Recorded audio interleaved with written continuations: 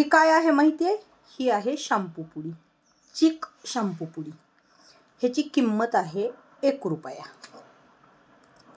आता सगळ्यात महत्त्वाची आणि गमतीशीर गोष्ट म्हणजे ही 1 रुपयाची चिक शॅम्पू पुडी सुद्धा आपल्याला लग्नाच्या आधी आपल्या आईवडिलाच्या घरी असताना भेटत नव्हती. त्यावेळेला निरमा सोडा असायचा. निरमा सोडा तांब्यामध्ये टाकून त्याला कालवून आपण डोकं धुवायचो. ते सुद्धा आपण आईबापाचे सहन करायचो. पण एक गोष्ट मला कळत नाही, नवरीच्यात आल्यानंतर भारीतला शॅम्पू लागतो, डव शॅम्पू लागतो. मग तुम्ही आईबापाचे तुम्हाला चिक शॅम्पू सुद्धा लवकर नाही भेटत.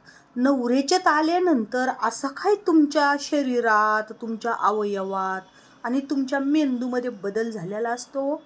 इतकंच नाही, तुमच्या आईबापाच्या घरी कुडाचं घर असलं ना, कुडाचं मातीचं, तरी तुम्हाला ते चालतं.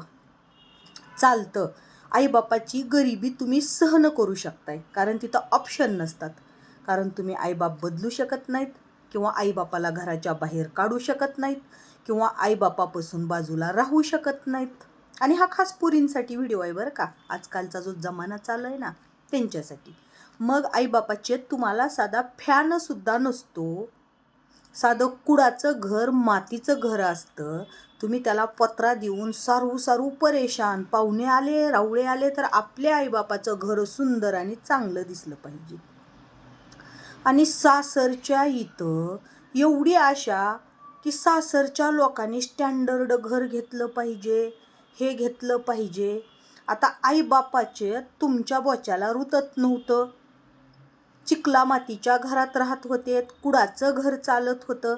मग सासू सासरेच्या इकडं आल्यानंतर अशी काय तुमची भली मोठी इज्जत जाणार आहे साधं घर बघून? आईबापाचे तुम्हाला साधं घर सहन झालं, पण सासू सासरेचं साधं घर सहन होत नाही.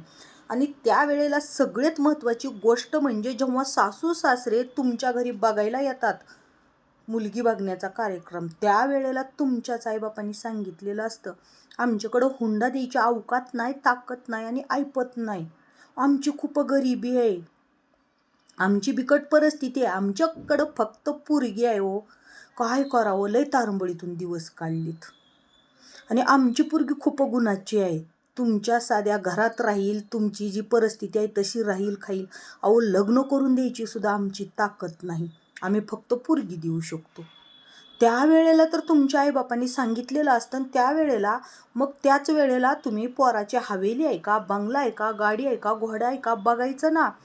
पण त्यावेळेला तुमचं लग्न होईना गेलं तर तुमच्या आईबापांनी सांगितलं माझी पोरगी कशी बी राहती, आणि एखाद्या चांगल्या कुटुंबात देऊन टाकलं आणि अख्खं त्या कुटुंबाला तुम्ही बरबाद केलं. आईबापाचे सगळं तुम्हाला सहन होत होतं, आईबापाची गरिबी सहन झाली, आईबापाच्यात खायला भेटत नव्हतं ते सहन झालं. पण जेव्हा लग्न झालं, नवऱ्याच्या इकडं आलं की तुम्हाला साधं घर जमना, तुम्हाला साधी शॅम्पूची पुडी जमना, भारी शॅम्पू लागायला. म्हणजे सासर हे सासर नाही, सासरचे माणसं माणसं नाहीत, तुमचे आईबाप माणसं आहेत ना. इतकंच नाही, तुमच्या आईबापाचे तुम्हाला फॅन नव्हता, मग अंगणात झोपायचं का, फॅन नाही.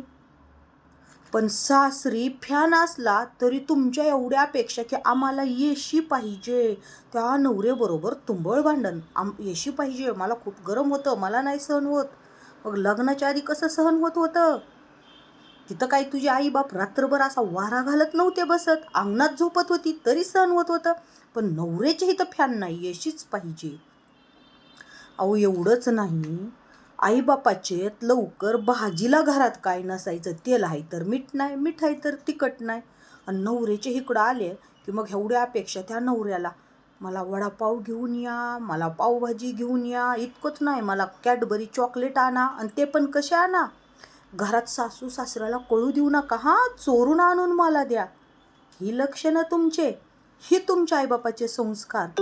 आईबापाचे लवकर शिळ्या भाकरीसोबत खायला भाजी नाही भेटणारे तुम्ही, सासरी आणल्यानंतर तरी पण नवरा आणून देतो का, की बाबा त्याला त्याचा संसार टिकवायचा आहे, चला बाबा आहे आपली बायको हट्टी आहे थोडीशी, दिलं पाहिजे. कारण तिनं आपल्यासाठी आलेली आहे. नवरा सरळ साधा ह्या विचारानं चालतोय की बाबा आपलं कुटुंब नको तुटायला. पण ह्या बायाला काय वाटतं माहिती आहे की नवरा माझ्या मुठीत आलाय, नवरा घाबरायला लागलाय, हिला घरात नंदा नको, दीर नको, सासू सासरे नको. आईबापाच्यात भावानं रोज धुतलं तरी तिथं नाही कधी म्हणली मला भाऊ नको. बहिणीनं रोज शिव्या दिल्या तरी बहीण तिथं सहन झाली. मग इकडं नंदा का सहन नाहीत होत? सत्य परिस्थिती आहे हो आजकालची. अशा नालायक पोरीने जरा विचार करावा की आपल्या आईबापाचे काय लय हवेली नव्हती किंवा आपण राजा महाराजाचं नव्हतो तरी सुद्धा आपण आपल्या आईबापाची गरिबी सहन करू शकतोय. मग नवऱ्याची गरिबी का नाही सहन करू शकत? नवऱ्याच्या स्वभावाचा का फायदा घेतोय आपण? अरे त्या नवऱ्याला संसार टिकवायचा आहे म्हणून तुमचे सगळे फाजील लाड करतोय तो, तुमचा सगळा फालतूपणा सहन करतोय का? तर त्याला विचार येतो की बाबा आपले आणि आपल्या बायकोचे जर वाद झाले तर जग तमाशा होईल. बायको माहेरी गेली रागात तर गावात थुतू होईल, लोक आपल्याला नावं ठेवतील. म्हणून तुम्ही जसं म्हणाल घरात तसं तो बिचारा वागत राहतो. नवऱ्याची आई कधी आजारी पडली तर तुम्ही त्याला साधं बघत नाही. तो बिचारा आपल्या आईचं करेल. पण तुमची आई आजारी पडली की तुमचा किती जीवाचा लाहीन तडपडा होतो. म्हणजे तुमच्या आईनं तुम्हाला कळा देऊन काढलं, या नवऱ्याच्या आईनं काय त्याला आबाळातून वडून घेतलेलं असतंय का? अरे एवढे जर पाप करत राहिले तर कुठे फेडणार? तुम्ही जेवढं तुमच्या नवऱ्याच्या आईला त्रास द्याल ना तेवढा त्रास देव तुमच्या आईला देणार आहे. कारण कर्मा इज द रिटर्न. कर्माचे फळं इथंच फेडावे लागणार आहेत. म्हणून बायांनो, तुमच्या आईनं तुम्हाला 10 रुपये दिले किंवा लग्नामध्ये 4 भांडे दिले तर त्याचं तुम्हाला गावभर कौतुक वाटतं. पण त्या नवऱ्याच्या आईनं तिचं स्वतःचं घर दार आणि सगळ्यात महत्त्वाचं म्हणजे तिचा लेकसुद्धा तुम्हाला देऊन टाकला तरी तुम्हाला तिचे उपकार वाटत नाहीत. एवढा का रे कठोरपणा? ठीक आहे ना, एखाद्या मुलीला खूपच त्रास असतो सासरी, कारण असती काही ठिकाणी कसं आहे, ज्या ठिकाणी सासू सासरे खराब असतात तिथं सून खूपच चांगली मिळते आणि ज्या ठिकाणी सून खराब असती तिथं सासू सासरे चांगले असतात. पण कसं आहे ना, काही ठिकाणी मुलं दारू पित नाहीत का सुपारीच्या खंडाचं व्यसन नसतं ना, अशा पोरालाच बायका नालायक भेटतात बरं का. पण जी पोरं आहेत ना दारू गांजा सगळे बेवडे असतात ना, त्यांच्या बायका खरंच खूपच सहन करतात आणि इमानदार राहतात बरं का बिचाऱ्या. कसला जरी असला तरी तो नवरा आहे म्हणून तो पिऊन येऊन हानमार करल, सगळं करल, सगळा पैसा पेनेवर उडवल. पण त्या बिचाऱ्या स्वतः मोलमजुरी रोजगार करतात आणि घर भागवतात, लेकराचं बघतात. कारण त्यांना माहिती असतंय की लेकराचा बाप तर पिदाड आहे, लेकराचं तो बघणार नाही, आपल्यालाच बघावं लागणार आहे. आणि आपण जर नवऱ्याला सोडून माहेरात गेलं, आपल्या आईबापाची इज्जत नको जायला, आधीच आपला नवरा बेवडा खावडा आहे. पण ज्या बाईचा नवरा दारू पित नाही, सुपारीच्या खंडाचं व्यसन नाही, अशा बायेली व्यसनं असतात बाहेरचे. कारण एवढा इमानदार नवरा एवढा प्रेमळ नवरा असताना सुद्धा बाया त्या नवरेपाशी राहत नाहीत. त्यांना बाहेर बघायची सवय, त्या कंटिन्यू मग माहेरी जा, बहिणीकडं जा, भावाकडं जा. पण सासरी काय चाललंय, काय होईल ह्याच्याशी त्यांना काही घेणं देणं नाही.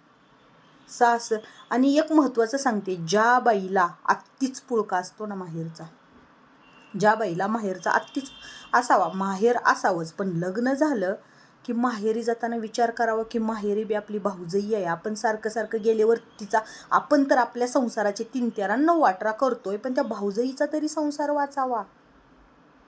पण ह्या बाया अशा असतात ना, आणि सगळ्यात मोठी चुकी म्हणजे अशा बायांच्या आईची. जर आपली मुलगी वारंवार माहेरी येत असेल, थोड्या कारणावरून, थोड्या ह्याच्यावरून जर माहेरी येत असेल तर त्या आईनं सांगणं गरजेचं आहे, बाई तुला तिथं लग्न करून दिले, तुझा नवरा व्यसनी नाही.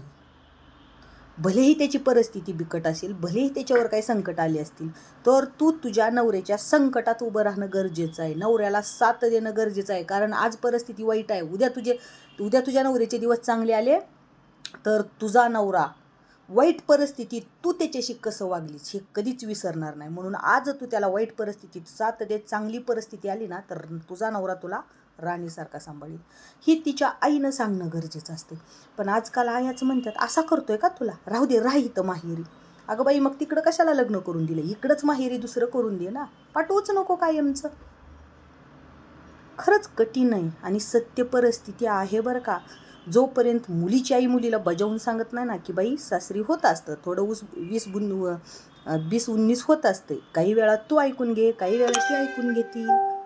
आणि खरंच चांगल्या पोरालीच अशा आगाऊ बायका भेटतात आणि आगाऊ सासा पण भेटतात. जी पोरं ही आहेत ना रगेल, त्या पोराली बायका बी चांगल्या भेटतात आणि सासा बी चांगले असतात.